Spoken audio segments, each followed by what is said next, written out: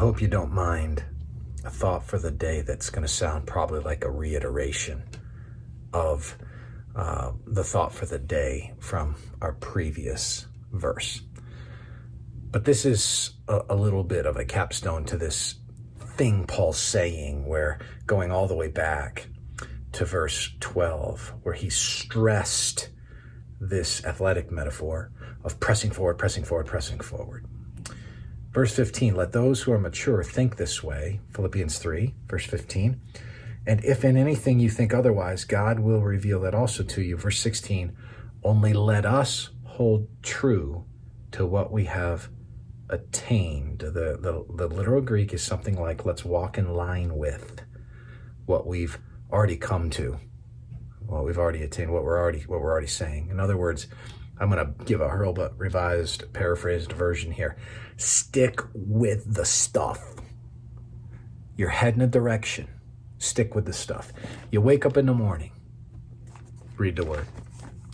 Next day, read the word. Next day, you read the word. You pray. Next day, pray. Next day, pray. Next day, pray. Same stuff. Let me go back to athletes for a second. Great athletes don't get great because they change up their routine all the time and they do different stuff all the time, and it's scatter shooting for training. No. They rhythmically enter into the same processes. That's the nature of a discipline, is entering into a rhythmic process wherein you begin to sort of dig the groove deeper. You dig the groove deeper. You dig the groove deeper. Now, in a practical way, in spiritual disciplines, it even maps onto neuroscience. We know that when you repeat something again and again and you form a habit, you actually form what we can call kind of a neural groove. Think of it like when you take a pencil and you put it on a piece of paper and you go over it and over it, over it, same line, same line, same line, same line, same line. Do that a few times, and before you know it, you're actually not really guiding the pencil anymore. The groove itself is keeping it, right? And you wouldn't even notice it to the naked eye.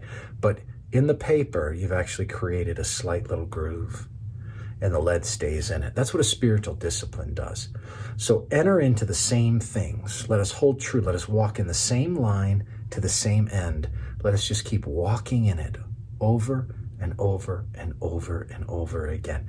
That's what makes for a spiritual champion, is somebody who understands championship training, championship discipline. In the spiritual life, right? You are called to a disciplined life. And that's because you're training for the ultimate crown. So be disciplined. Same thing every day. Word, prayer, community. Word, prayer, community. Word, prayer, community. Press into these things. All kinds of other disciplines. Fasting, solitude, silence, service, evangelism. These are wonderful things. But get a rhythm and press in and let the groove take over as you continue to do those things that a champion does for the sake of the kingdom. May the Lord bless you today.